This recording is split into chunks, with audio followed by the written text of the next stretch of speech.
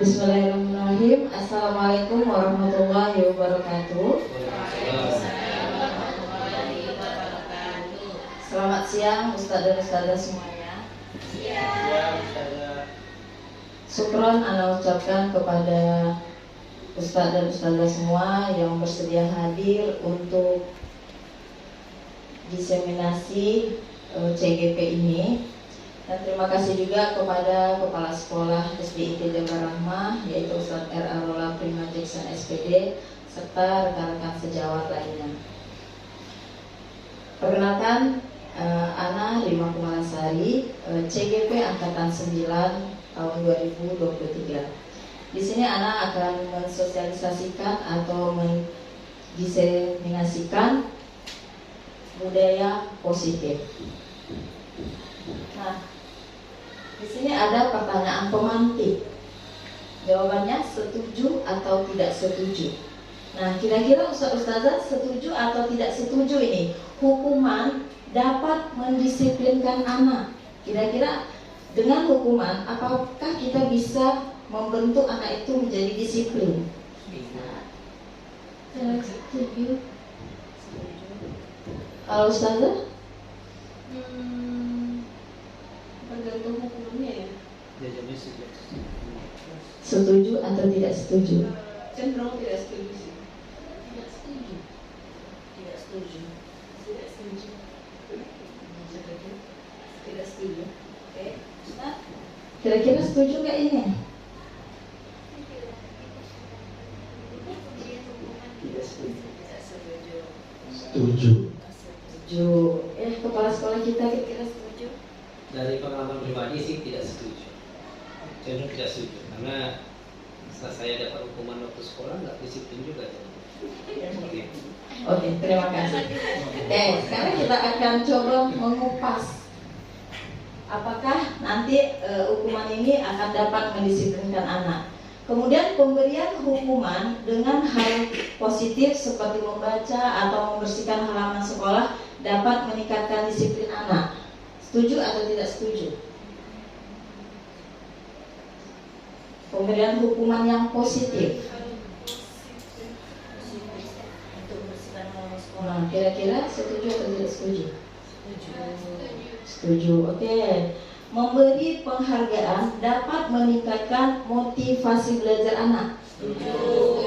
Setuju ya? Oke.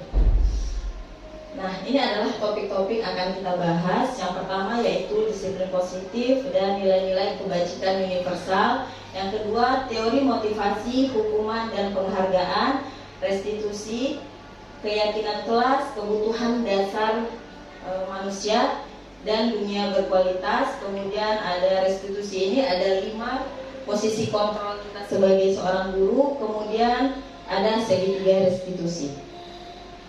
Nah, yang pertama kita masuk ya, ada disiplin positif dan nilai-nilai kebajikan universal. Nah, sebelum kita lanjut, di sini ada perubahan paradigma kita. Kita mengumpamakannya ada A dan ada B. Yang A adalah diri kita dan B adalah teman kita. Kita berikan contoh, misalnya yang kita sobekkan secari kertas, kemudian kita tuliskan hal yang paling berharga menurut kita. Kemudian kita letakkan di genggaman tangan kita dan kita berusaha untuk menutupnya atau tidak ingin memperlihatkannya ke orang lain sekuat tenaga kita. Nah, teman kita atau rekan sejawat kita juga berusaha untuk membuka genggaman tangan kita ini. Nah, ini perumpamaannya. Nah, teman kita itu bisa mencoba dengan sekuat tenaga dengan berbagai cara. Bisa dengan membujuk, mengancam, menghardik, merayu, menyuap, apa saja bisa dilakukannya. Nah, kemudian apa yang terjadi? Nah, ini dia paradigma kita.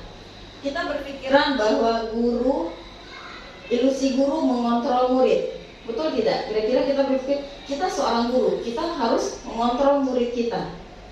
Kemudian, ilusi bahwa kritik dan membuat orang merasa bersalah dapat menguatkan karakter.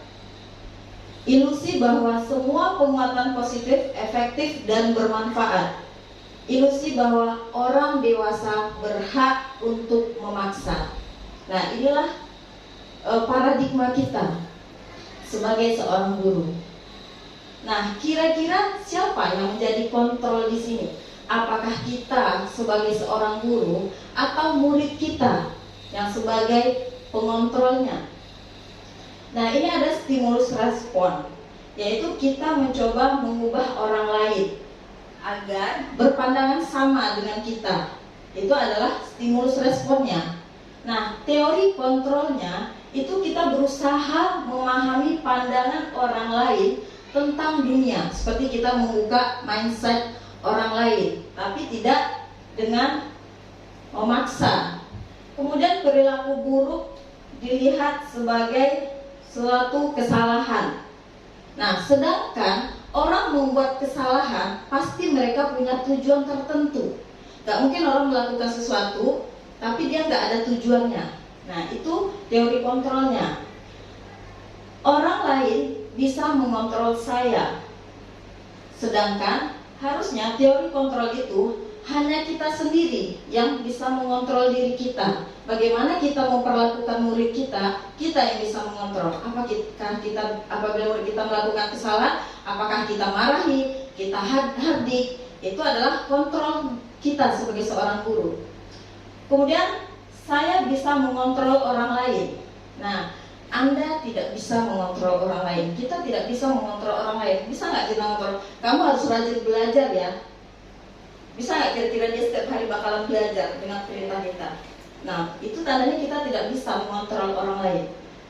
Kemudian pemaksaan ada pada saat rujukan gagal. Nah, udah dibilangin, ya belajarlah nak, belajar. Kalau nggak bisa, kalau nggak belajar nanti awas ya. Nah, seperti itu. Sedangkan kolaborasi dan konsensus menciptakan pilihan-pilihan baru. Nah, kita kasih pandangan. Kira-kira kalau nggak belajar, gimana menurut murid kita? Kita kasih pandangan-pandangan yang positif.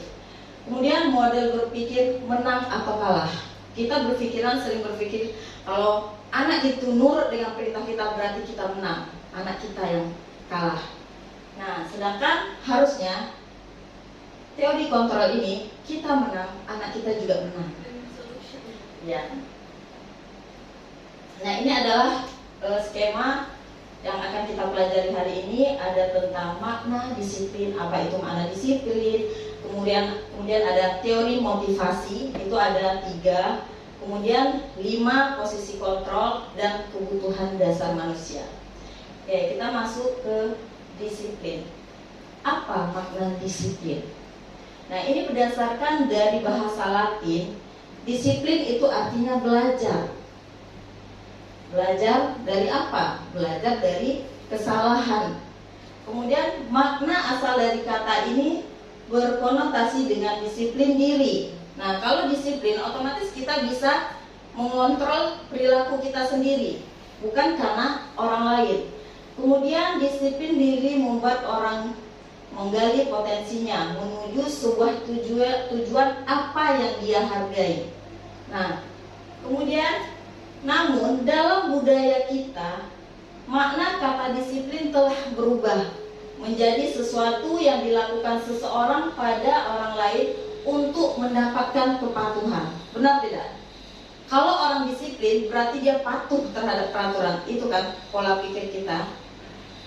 Kemudian kecenderungan umum adalah menghubungkan kata disiplin dengan ketidaknyamanan, bukan dengan apa yang kita hargai atau mencapai suatu tujuan mulia. Jadi kita disiplin itu karena memang kita menghargainya. Kita patuh terhadap aturan lalu lintas karena kita menghargai. Kalau lampu merah, otomatis kita harus berhenti. Lampu hijau kita boleh jalan. Itu tandanya kita disiplin. Memang kesadaran diri kita sendiri, bukan karena ada polisi. Nah, kalau ada polisi, ada polisi, berhentilah, nanti kena tilang. Nah, berarti itu kita belum disiplin. Kemudian nilai-nilai kebajikan universal. Nah, setiap perilaku pasti mempunyai tujuan tertentu. Jadi kita harus juga mendengarkan apa alasannya. Walaupun itu sebuah kesalahan, kita harus berpikir kenapa dia bisa melakukan sebuah perbuatan tersebut. Nah, tujuan menurut Dr. William Glasser pada teori kontrol tahun 1984, dengan mengaitkan nilai-nilai kebajikan yang diyakini seseorang, maka motivasi intrinsik akan terbangun. Nah, jadi dengan menerapkan nilai-nilai universal ini akan membentuk motivasi intrinsik, yaitu kesadaran dari diri kita sendiri, bukan karena adanya peraturan-peraturan. Nah, apa nilai-nilai kebajikan yang akan kita lakukan atau kita tanamkan kepada siswa-siswi kita, yaitu profil pelajar Pancasila, beriman, bertakwa kepada Tuhan Yang Maha Esa, dan berakhlak mulia, mandiri, bernalar kritis, berkebinekaan global, bergotong royong, dan kreatif. Kemudian yang kedua yaitu teori motivasi, hukuman, dan penghargaan dan restitusi. Nah, teori motivasi itu ada 3. Ada yang eksternal, motivasi eksternal, kemudian internal. Nah, untuk menghindari ketidaknyamanan karena ada motivasi dari luar, kita melakukan sesuatu atau taat terhadap aturan karena takut dihukum. Nah, itu berarti masih karena motivasi dari luar, bukan dari diri kita. Kemudian untuk mendapatkan imbalan, nah yang taat peraturan nanti akan kita berikan hadiah, atau nanti yang disiplin ustazah akan kasih hadiah. Kita sering begitu ya dengan murid-murid kita. Nah, itu juga merupakan suatu motivasi eksternal karena ada sesuatu hal imbalan yang akan didapatkan siswa kita, makanya dia mau melakukannya. Kemudian ada motivasi internal. Nah, inilah yang namanya untuk menghargai diri kita. Kita ingin diri kita ini seperti apa? Orang yang taat aturan atau orang yang memang sering melanggar aturan. Nah, ini terjadi karena saya akan menjadi orang yang seperti apa? Ingin patuh aturan, atau karena takut dihukum kepala sekolah, atau karena ingin dapat penghargaan atau dapatkan pujian. Nah, ini Ki Hajar Dewantara berpendapat bahwa merdeka itu artinya tidak hanya terlepas dari perintah, akan tetapi juga cakap buat memerintah diri sendiri. Dihukum oleh penghargaan. Nah, ini dia, kita berpikir dengan memberikan penghargaan, dengan memberikan hadiah kepada siswa-siswi kita, itu merupakan suatu perbuatan yang baik. Ternyata hukuman dan penghargaan itu hampir sama, karena dia berdasarkan motivasi eksternal, bukan dari internal. Nah, dalam pengaruhnya apa? Jangka pendek tidak baik, di jangka panjang pun tidak baik. Kalau dalam Islam mungkin anak kita jadinya tidak ikhlas ya mengerjakan sesuatu karena dapat imbalan. Itu dalam jangka pendek maupun panjang itu tidak baik. Kemudian penghargaan menghukum. Kemudian penghargaan mengurangi ketepatan. Penghargaan tidak efektif untuk memberikan efek jera kepada anak-anak. Kemudian penghargaan merusak hubungan. Kalau di kelas yang satu kita kasih penghargaan, yang satu tidak, pasti ada kecemburuan sosial ya bagi siswa yang lain. Nah, penghargaan juga dapat menurunkan kualitas. Nah, kalau belajar nanti nilainya bagus, bakalan diberikan tas baru misalnya. Nah, dia akan belajar dengan sungguh-sungguh apabila ada suatu hadiah. Berarti kualitasnya karena ada suatu imbalan. Kalau tidak ada imbalan, dia tidak akan belajar dengan sungguh-sungguh. Nah, ini dapat menurunkan kualitas seseorang. Kemudian penghargaan mematikan kreativitas. Dia jadi kalau nggak dapat hadiah ngapain belajar? Nah, seperti itu jadinya. Kemudian penghargaan mengurangi motivasi intrinsik yang tadi, tidak ada kesadaran dari dirinya untuk meningkatkan kompetensinya hanya karena ada motivasi dari luar, yaitu baik itu penghargaan, pujian maupun hadiah. bentuk program kebajikan atau apresiasi. Nah, inilah yang namanya kita bukan memberikan hadiah, tetapi memberikan apresiasi kepada anak-anak kita. Dalam memberikan apresiasi atau pengakuan itu perlu diingat beberapa hal. Beri pengakuan secara khusus. Misalnya tadi kita lihat siswa kita menolong temannya. Kemudian kita bilang, tadi saudara lihat Umar bantu Alif ya. Iya, Masya Allah itu bagus ya. Nah, ini adalah kita harus memberikan pengakuan secara khusus kepada orangnya. Kemudian beri pengakuan secara pribadi. Kemudian memberi pengakuan kepada semua murid bergantian. Jadi jangan itu aja terus yang kita kasih penghargaan. Kalau Umar aja tiap hari karena dia juara. Kemudian Husna nggak pernah misalnya. Jadi setiap siswa itu harus bergantian. Kita beri pengakuan, kita puji, berikan apresiasi. Nah, itu harus bergantian.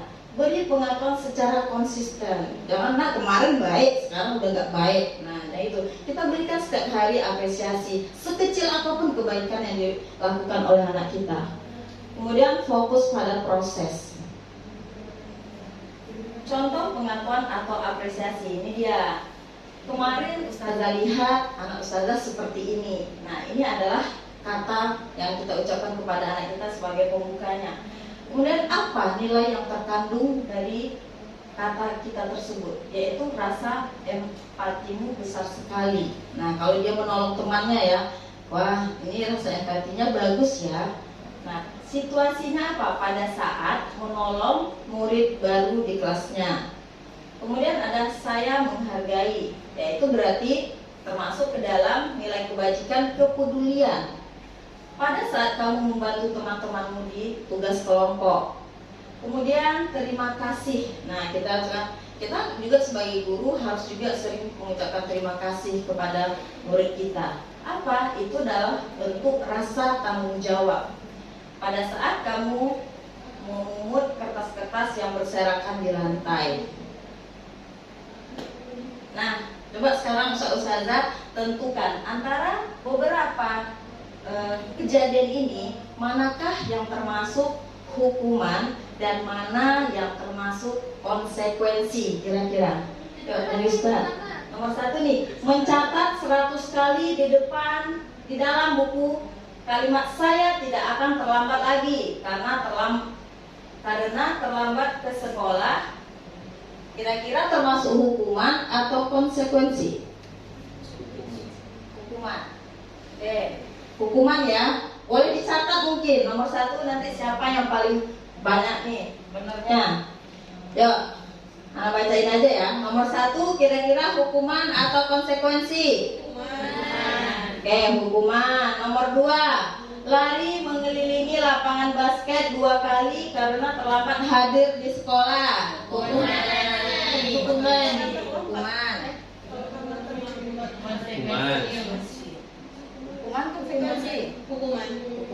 Yang lain? Konsekuensi. Ada yang jawab konsekuensi, ada yang hukuman ya. Silakan dicatat. Nomor 3, murid diminta untuk push up 15 kali karena tidak menggunakan masker di sekolah. Hukuman atau konsekuensi? Konsekuensi. Menggantikan kertas tugas teman yang telah dicoret-coret. Konsekuensi. Kayaknya yang ini setuju ya, sepakat ya.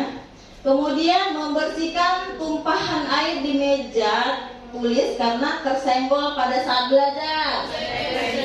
Konsekuensi. Murid disuruh untuk tidak mengenakan sepatu seharian di sekolah karena tidak menggunakan sepatu hitam. Konsekuensi. Hukuman. Oke. Terakhir, lari mengelilingi lapangan basket 2 kali karena terlambat 10 menit untuk pelajaran PJK. Konsekuensi. Oke, kita lihat ya. Sudah dicatat? Nanti dinilai ya. Nah, nomor 1 apa? Hukuman. Siapa yang benar? Benar. Bisa benar nggak? Benar. Yang kedua, hukuman. Benar. Yang ketiga, hukuman. Ada yang salah nggak? Enggak.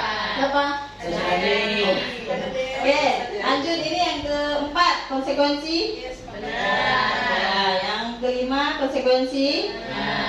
Benar. Yang selanjutnya hukuman.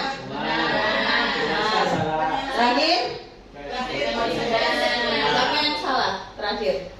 Ada betul semua. Ya, karena pelajaran PJOK berbeda dengan kasus yang lari mengelilingi lapangan terlambat karena terlambat ke sekolah. Nah, biasanya hukuman itu dia berbau dengan sanksi fisik, sedangkan konsekuensi itu ada sebab dan akibatnya ya. Oke, ada dapat 100. 100. Bagus ya. Nah, ini dia perbedaan antara hukuman dan konsekuensi.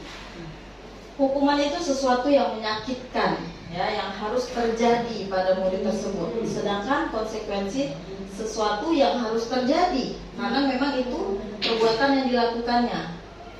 Kemudian membuat anak sakit fisik maupun hati untuk jangka waktu lama. Nah, apa yang kita torehkan saat ini itu sampai besar pun nanti anak-anak itu akan teringat. Kita saja lah, waktu kecil pernah dihukum apa, pasti sekarang masih ingat kan?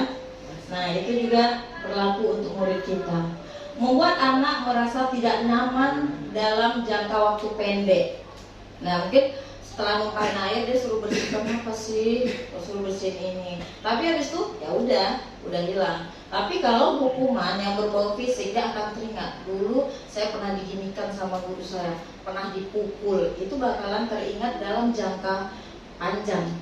Kemudian aku membenci disiplin. Jadi anak-anak kita tuh jadi benci apa sih banyak kali peraturannya. Nah, itulah yang terbentuk karena kalau kita memberikan hukuman. Kemudian kalau ini anak menghargai disiplin. Iyalah kalau nggak belajar pasti ya nilainya dapatnya segitu. Ya kalau kita menumpahkan minuman ya kita bersihkan. Itulah konsekuensinya. Kemudian paksaan. Nah, hukuman itu dia lebih ke memaksa. Sedangkan konsekuensi stimulus tanggapan atau responnya. Mendorong anak menyakiti diri sendiri. Kenapa sih aku seringkali salah? Pasti dia terkadang anak jadi kayak itu ya. Kemudian kalau konsekuensi itu mendorong anak agar mudah menyesuaikan diri. Hukuman itu konsep diri yang buruk. Sedangkan konsekuensi adalah konsep diri yang baik. Hukuman anak belajar untuk menyembunyikan kesalahan. Nah, kalau kadang dia tadi di sekolah terlambat gak? Enggak. Nah, dia padahal terlambat, tapi dia jadinya berbohong karena dia cenderung tidak mau dihukum. Jadi ujungnya dia berbohong. Nah, dia menyembunyikan kesalahannya. Sedangkan konsekuensi, anak belajar untuk mematuhi peraturan. Ada rasa marah, rasa bersalah, dipermalukan, merasa tidak dihargai. Karena kita sering, yang gak buat PR, maju ke depan. Kita sering gitu ya. Nah, ini anak-anak merasa malu dengan teman-temannya. Kemudian kalau konsekuensi itu kehilangan hak, dibuat tidak nyaman, diasingkan untuk sementara saja. Oke, kita masuk kepada apa itu restitusi. Restitusi adalah proses menciptakan kondisi bagi murid untuk memperbaiki kesalahan mereka sehingga mereka bisa kembali pada kelompok mereka dengan karakter yang lebih kuat.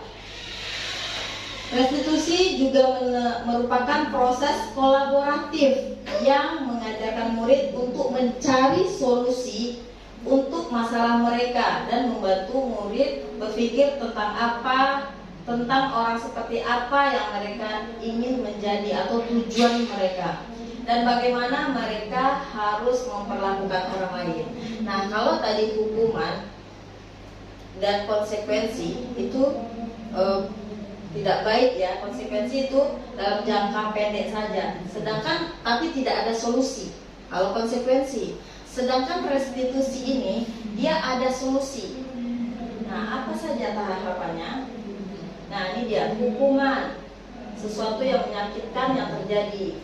Konsekuensi sesuatu yang harus terjadi. Sedangkan restitusi adalah merupakan pilihan. Nah, dia mau diri dia seperti apa? Mau lebih baik atau lebih buruk? Kita memberikan pandangan kepada anak tersebut.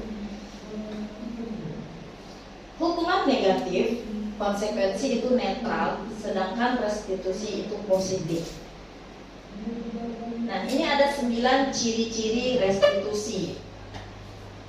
Bukan untuk menebus kesalahan. Kalau konsekuensi tadi menebus kesalahan kan, karena dia menumpahkan minuman, dia harus membersihkan. Nah, untuk menebus kesalahannya. Namun untuk belajar dari kesalahan, apa? Memperbaiki hubungan. Kemudian tawaran, bukan paksaan. Kita membuka pola pikir anak tersebut. Kira-kira bagaimana solusinya terhadap permasalahan yang dihadapinya ini? Kemudian restitusi menuntun untuk melihat ke dalam diri. Restitusi mencari kebutuhan dasar yang mendasari tindakannya, alasan kenapa dia bisa melakukan perbuatan tersebut. Kemudian adalah cara yang paling baik restitusi diri ini. Kemudian restitusi fokus pada karakter, bukan tindakan. Restitusi fokus pada solusi. Nah, ini hal yang paling penting ya. Restitusi itu memberikan solusi terhadap permasalahan yang terjadi pada peserta didik kita. Kemudian terakhir, restitusi mengembalikan murid yang berbuat salah pada kelompoknya. Jadi kalau dihukum, dia bakalan malu untuk bergaul dengan temannya lagi. Atau konsekuensi bisa juga dia malu kan, karena disuruh jongkok-jongkok, ngepel-ngepel. Nah, itu juga memberikan rasa malu dalam jangka pendek. Sedangkan restitusi, anak-anak itu langsung bisa berbaur lagi dengan teman-temannya tanpa ada rasa malu atau minder. Kemudian yang ketiga, keyakinan kelas. Nah, mengapa tidak peraturan saja? Mengapa harus keyakinan kelas? Kira-kira menurut Ustazah, kenapa harus keyakinan kelas? Kenapa tidak peraturan kelas saja? Keyakinan kelas ini sama dengan kesepakatan kelas. Dari kesepakatan nanti tumbuh keyakinan. Nah, kira-kira kenapa itu?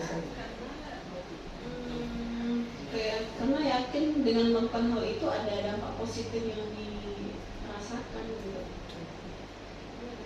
Menurut Pak Kepseknya, Ya, kenapa tidak peraturan saja? Karena kalau peraturan itu kan sesuatu yang mutlak harus mereka jalan. Sedangkan keyakinan ini yang sudah mereka sepakati dalam diri mereka. Mereka mau melakukan ini, otomatis mereka siap untuk menerima konsekuensinya. Itu pilihan dari mereka. Kalau peraturan mau tak mau mereka lakukan. Ya, tepat sekali. Jadi kalau peraturan ini lebih ke memaksa, dan itu biasanya terjadi hanya di sebelah pihak. Peraturan sekolah, yang buat sekolah kan? Apakah kita melakukannya membuat peraturan sekolah bersama murid-murid? Tidak kan? Kalau peraturan lebih ke sebelah pihak dan bersifat paksaan. Sedangkan keyakinan kelas itu harus dibuat ke dua belah pihak dan harus diyakini bersama-sama. Nah, dari peraturan kelas, nah ini konsepnya. Dari peraturan kelas dulu, kemudian setelah anak-anak membuat peraturan kelas, menjadi keyakinan kelas, sesuatu yang diyakini. Kemudian apabila anak-anak sudah melakukan keyakinan kelas ini secara kontinu, maka akan terbentuk lingkungan yang positif. Anak-anak akan yakin kalau dia datang terlambat bagaimana, kalau dia tiket tepat waktu bagaimana, datang tepat waktu, memakai seragam sesuai, sudah diyakininya. Emang harus menjadikan perilaku sehari-hari, bukan karena paksaan. Dari lingkungan yang positif ini maka akan terbentuklah budaya yang positif. Nah, sekarang coba kira-kira yang sebelah kiri atau sebelah kanan ini, yang mana yang merupakan keyakinan kelas dan mengapa? Coba dibaca. Nah, yang inikah keyakinan kelas atau yang ini? Yang kiri kanan. Yang ini ya? Kiri. Yang ini.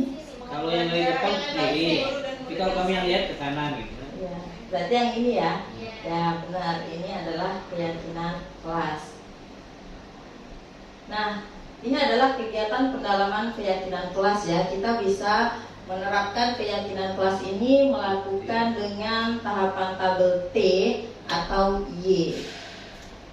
Nah, ya tahapan Y itu caranya dengan terdengar, terlihat, dan berperilaku. Nah, kalau yang ini menggunakan tabel T, tampak seperti atau tidak tampak seperti. Datang tepat waktu. Kemudian yang tidak tampak sepertinya sering hadir terlambat. Jadi kesepakatan kelas itu dalam bentuk kalimat-kalimat positif, tidak dalam bentuk kalimat negatif. Karena kita sering dilarang datang terlambat. Nah, kira-kira apa kata-kata yang positif yang bisa menjadi keyakinan kelas? Ya, ini ada tahapannya. Nah, kira-kira ini siapa yang bisa mengubah dari peraturan ini menjadi kalimat keyakinan kelas ya? Keyakinan kelas itu kalimat-kalimat positif. Boleh dari Ustazah mungkin? Selalu kembalikan buku ke tempatnya. Kira-kira apa kata-kata positif yang bisa kita jadikan keyakinan kelas? Meletakkan buku di tempatnya. Agar terlihat rapi. Boleh, rulusnya. Ada yang Jawab mau aja boleh? dulu, Jawab mungkin aja. itu yang kita luruskan nanti. Nih, sesuatu selalu kembalikan buku di tempatnya. Kira-kira apa itu? Keyakinan kelasnya yang akan kita terapkan. Sudah lihat video. Menjaga kerapihan kelas. Buku. Kerapihan di kelas. Oh. Oke, yang kedua, dilarang mengganggu orang lain. Kira-kira apa? Nah, sudah nul sering mengganggu. Nah, dilarang mengganggu orang lain. Kira-kira apa itu keyakinan kelasnya? Saling menghargai atau saling menyayangi. Ya, bagus, juara satu. Ya, next. Ini ya. Di sekolah 15 menit sebelum pembelajaran. Ini pas pula. Cepat ya. pula waktu itu. Sebelum pembelajaran dimulai. Kira-kira apa keyakinan kelasnya? Datang tepat waktu. Oh. Datang Tepat waktu. Oke. Ya, kira-kira termasuk apa gitu? Datang tepat waktu ini. Apa keyakinan kelasnya berarti? Bahasanya. Datang tepat waktu. Bahasa. Masuk kelas adalah kira-kira apa itu? Hadir di sekolah 15 menit. Berarti dia apa anaknya? Anak yang bagaimana yang akan cepat datang ke sekolah? Hadir tepat waktu. Ya, anak yang tadi jawab ya. Disiplin. Nah, anak ya disiplin. Oke, dilarang melakukan kekerasan. Langsung saudara. Iya. Berkesalahan. Dalam bentuk kekerasan. Ya, kekerasan dilarang. Iya, iya. Dilarang. Kan kata dilarang Saling itu berarti menyayangi teman. Woi, Masya Allah. Internet. sesuai. Dilarang menggunakan narkoba. Ah, ini narkoba. kata surga ini. Jauhin narkoba. Enggak menyayangi diri sendiri. Iya. Ya udah, menyayangi diri sendiri. Menyayangi diri. Pergantian atau menunggu giliran. Semua perbuatan. Apa itu namanya? Selalu sabar. Sabar menunggu giliran boleh. Budayakan antri. Budayakan antri. Pak. Ya, budayakan antri. Oke, pakai website kita. Boys, gunakan masker. Jaga kesehatan. Kesehatan. Pak Kiai. Ini dia pintar juga. Jangan berlari di kelas atau di koridor. Jaga kesehatan. Mari menjaga ketertiban dan kenyamanan. Habis ya? Ya. Sudah ngobrol. Oke, nah ini dia. Berarti selalu kembalikan buku pada tempatnya itu bentuk tanggung jawab. Kemudian dilarang mengganggu orang lain, menghormati orang lain. Nah, inilah kata-kata positif yang akan kita yakini di kelasnya. Hadir di sekolah 15 menit sebelum pembelajaran dimulai itu menghormati orang lain dan berkomitmen. Dilarang melakukan kekerasan itu adalah keselamatan atau menghormati orang lain. Dilarang menggunakan narkoba itu kesehatan. Pergantian atau menunggu giliran, menghormati orang lain, bersabar, kesehatan dan keselamatan. Ini gunakan masker, keselamatan atau kesehatan. Kemudian jangan berlari di kelas atau di koridor, itu keselamatan dan keamanan. Nah, ini yang keempat adalah kebutuhan dasar manusia dan dunia berkualitas. Nah, kebutuhan dasar manusia itu ada 5. Yang pertama itu bertahan hidup. Kira-kira apa untuk kita bisa bertahan hidup? Makan. Pertama uang mungkin ya. Ya. Ada uang dulu ya baru bisa makan. Makan, tempat tinggal, dan apa? Ya, oksigen itu berhubungan dengan Padi ada. kesehatan. Kan kebutuhan hidup kita bertahan hidup. Kalau nggak sehat-sehat, malah apa sih?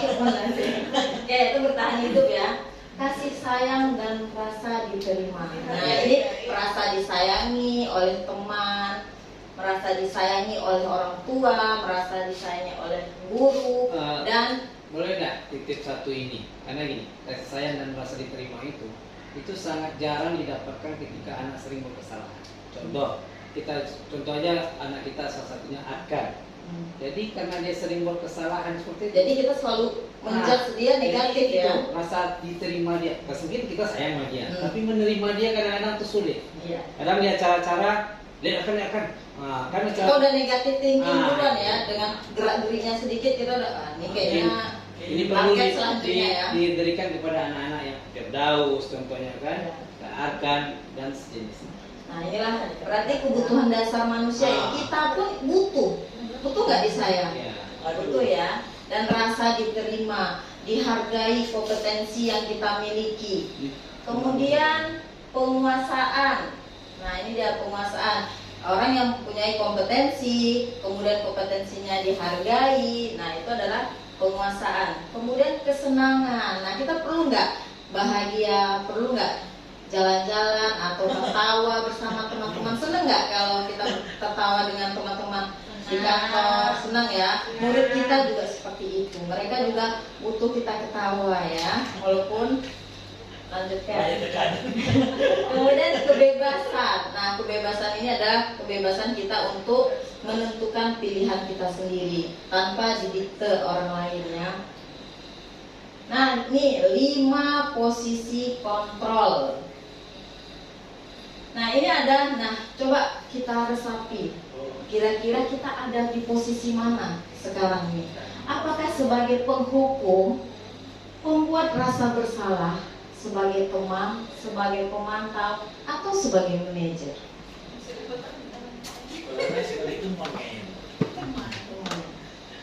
Teman. Sebagai apa? Oh, membuat rasa bersalah. Oke, Ustaz Zen, sebagai apa nih sekarang posisinya sebagai seorang guru? Manajer.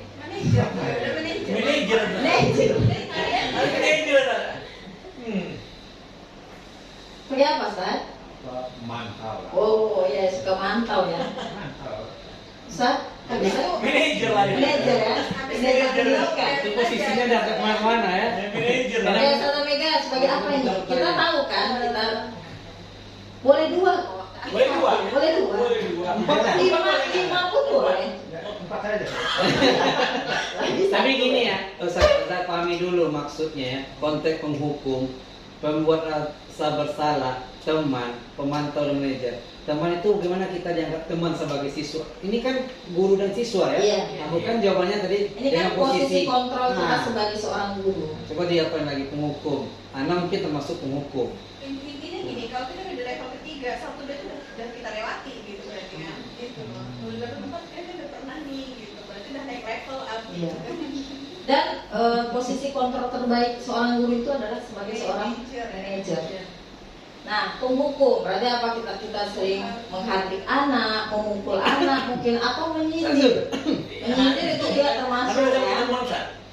Nah, ini pembuat rasa bersalah. Nah, berceramah atau mengatakan, Ustazah kecewa lah sama perbuatan kamu ini. Nah, jadi murid jadi Kamu seharusnya begini gitu ya. Nah, itu kata-kata untuk perbuatan rasa bersalah. Nah, kalau ini, ayolah bantu Ustazah. Nah, itu kita menganggap dia sebagai seorang teman.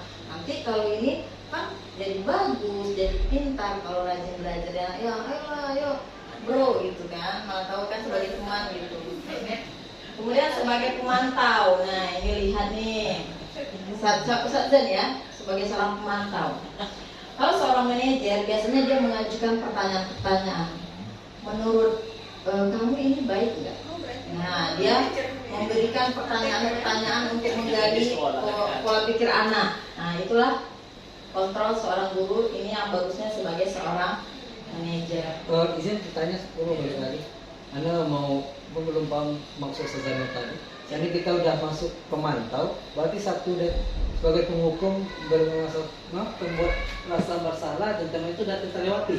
Enggak, karena kita sebagai seorang posisi kita berada di 5 posisi ini sebenarnya. Jadi kadang menghadapi suatu masalah kita kadang menjadi seorang penghukum.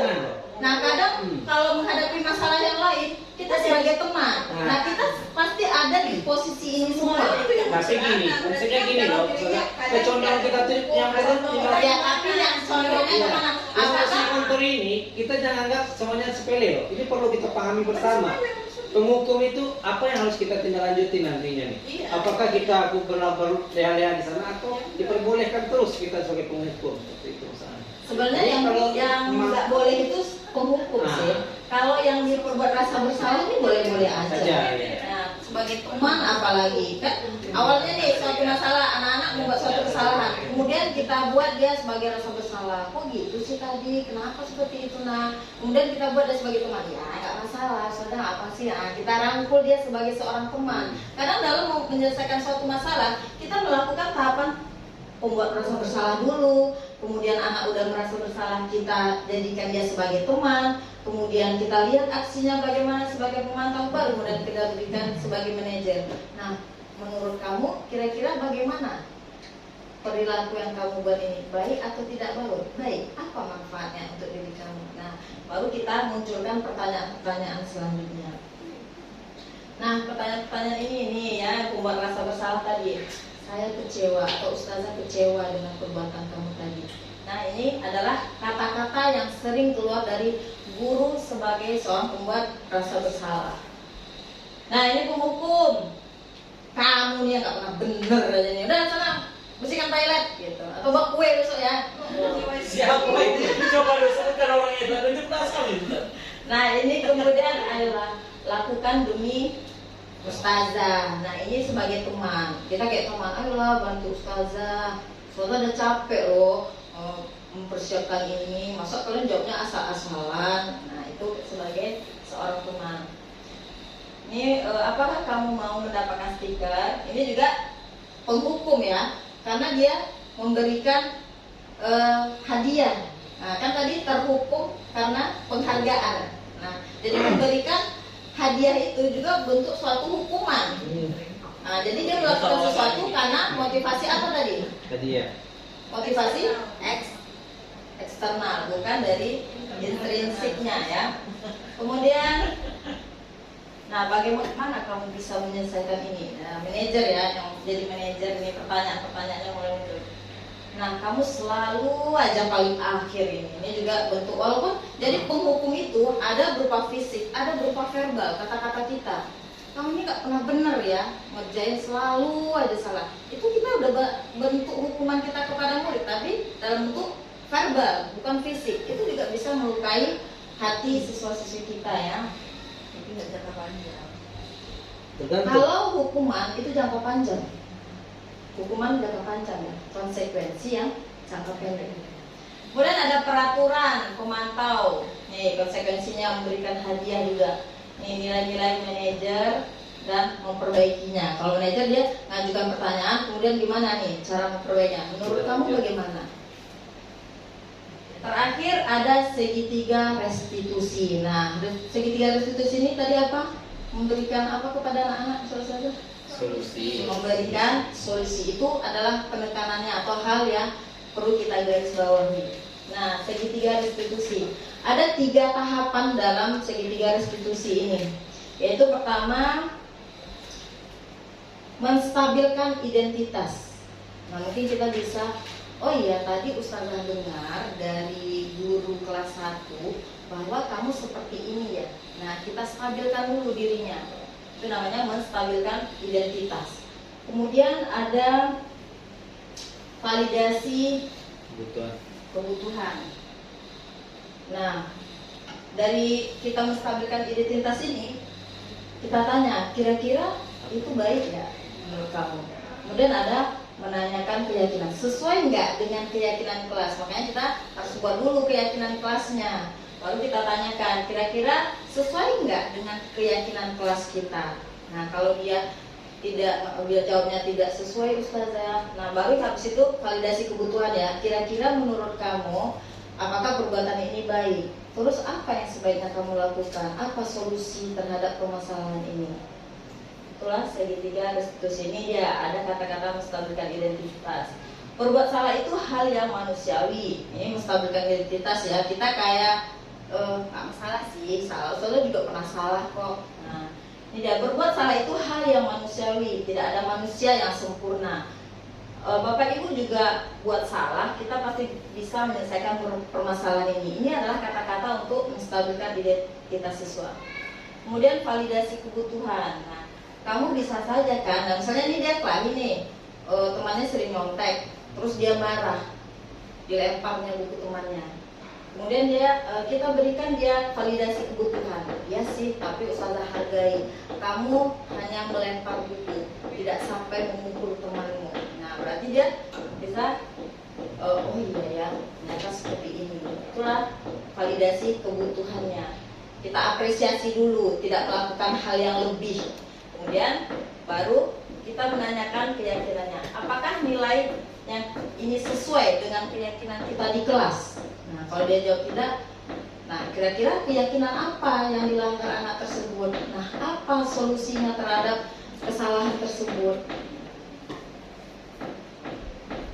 Nah, ini interpretasi 30 menit. Nah, ini refleksi. Refleksi ya.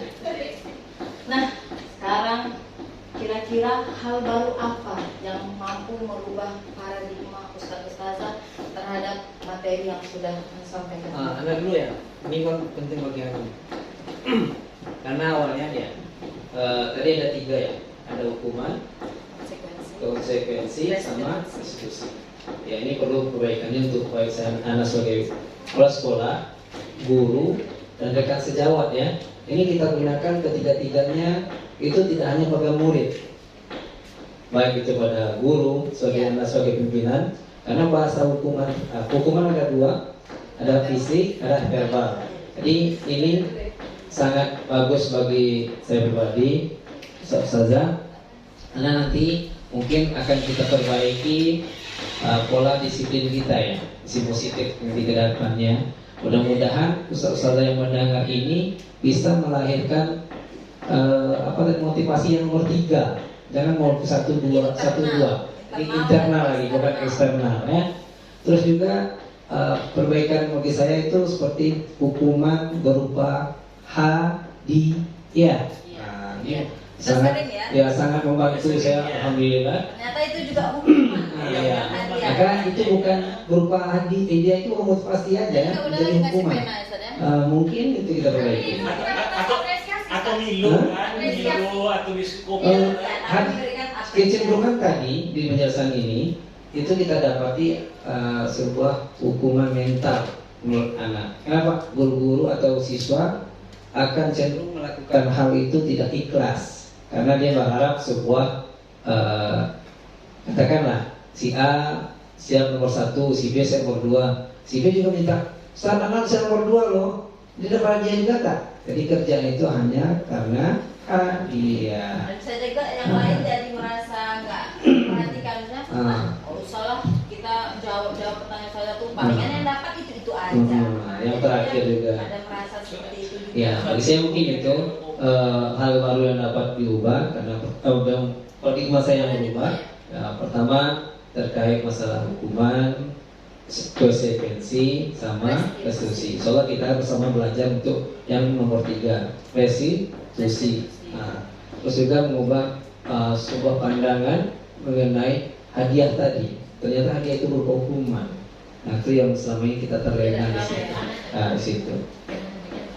Terus pesannya Ustazah, ini kita berlakukan untuk rekan sejawat, untuk guru, murid, dan juga anak sebagai pimpinan ke gurunya. Jadi kita tadi ada hukuman fisik dan verbal. Mungkin nanti akan kami lakukan baik para kepala sekolah dan juga rekan wakaf dan koordinator. Kita nanti juga memberikan restitusi ke kawan dan juga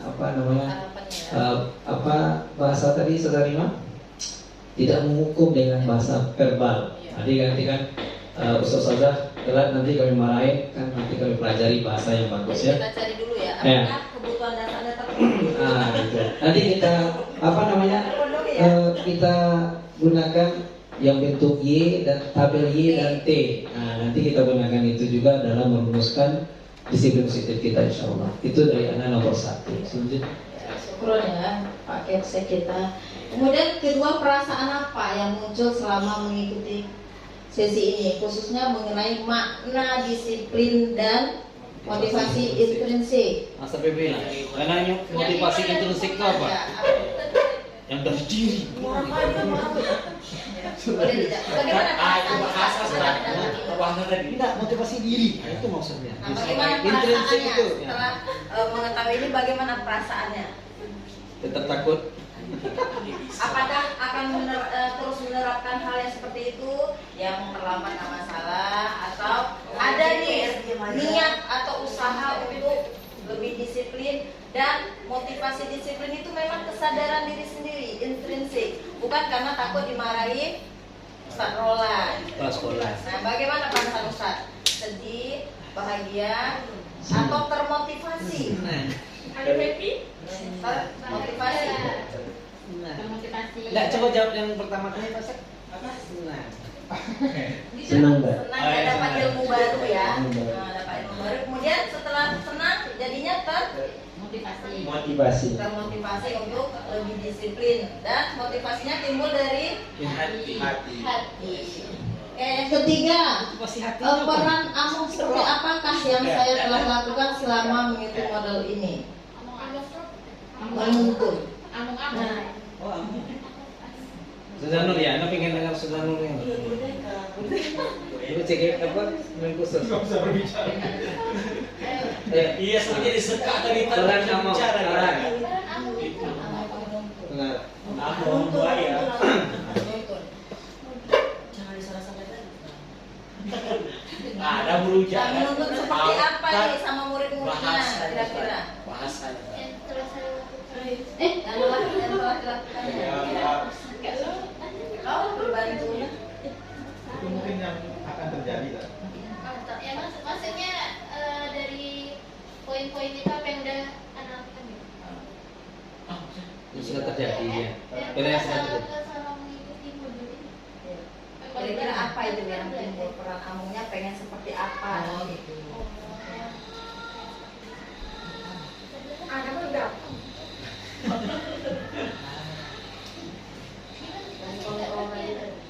Terima kasih aja. Ya, yuk saudara bantu temannya.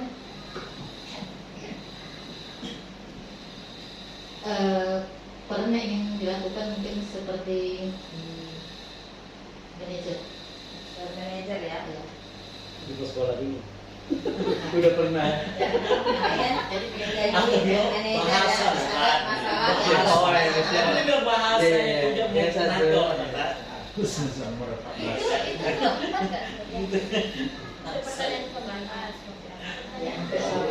Kemudian saya akan menjadi Among yang seperti apa? Ya, itu nomor 4 tadi. Yang sesuai ini nomor 4 Yang nomor 4 depannya. ya. Yang nomor 3 ada yang bisa bantu jawab? Pak Kece ada lagi. Tapi seperti Nah, peran Among itu menuntun. Jadi sistem Among, menurut Ki Hajar Dewantara itu kita itu melakukan sistem Among, menuntun siswa berdasarkan kodrat yang telah dimilikinya, menuntun.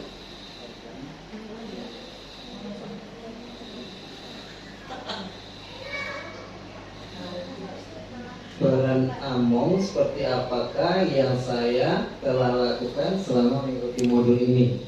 Berarti dari modul ini kita mengetahui apa sih peran kita dulu gitu ya. Ya, karena dulu pernah sebagai orang apa namanya? Ini peran amongnya apa tadi? Menuntun seperti apa yang saya telah lakukan. Ya, saya pernah dulu sebagai penghukum berbuat rasa bersalah. Contoh menanyakan guru-guru kenapa mereka telah dalam mengumpulkan tugas dan segalanya. Terus juga mantau, kita pernah lihat monitoring kawan ya dari kegiatan-kegiatan yang ada, sampailah memberikan pertanyaan-pertanyaan sehingga mengarah ke solusi juga insya Allah itu sebagai manajerial. Itu yang pernah kami lakukan. Syukur. Oke, terima kasih. Sudah habis ya materinya. Oke, terima kasih kepada Ustaz-Ustazah dan kepala sekolah atas waktu Ada di situ yang jawab telah situ aja. yang telah meluangkan waktunya untuk dapat menyaksikan diseminasi ini. Akhir kata saya ucapkan wabillahi taufiq wal hidayah. Assalamualaikum warahmatullahi wabarakatuh. Waalaikumsalam warahmatullahi wabarakatuh.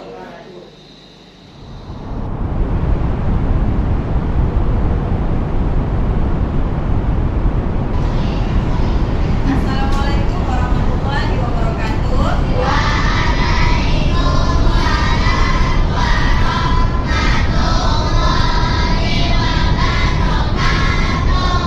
Hai Pahalku. Alhamdulillah.